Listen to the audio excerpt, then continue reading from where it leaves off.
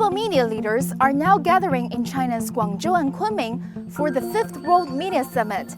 As the world is undergoing accelerated changes unseen in a century, how could news media address common challenges and conduct more fruitful cooperation? Some of the attendees have shared their thoughts.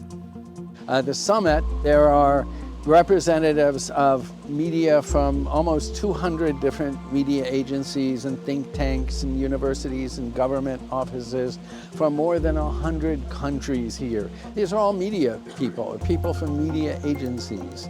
So they have a voice to the world. And everyone is talking about the importance of communication, the importance of dialogue. All right, and that in some places people are kind of cutting off communication, and the theme of this conference is exactly the opposite, that we need to talk more, we need to learn more, we need to understand more, and that through doing that, the world becomes a better place.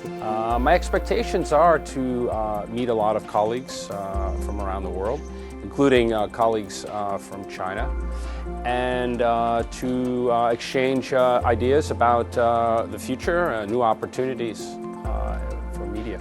It is a good time for all the media. He's coming here for talking about what is the future.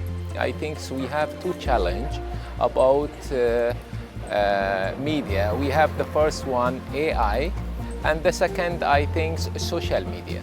I think we have some problem about the future for the media. When it was in the summit, I think everyone is talking about what's happened.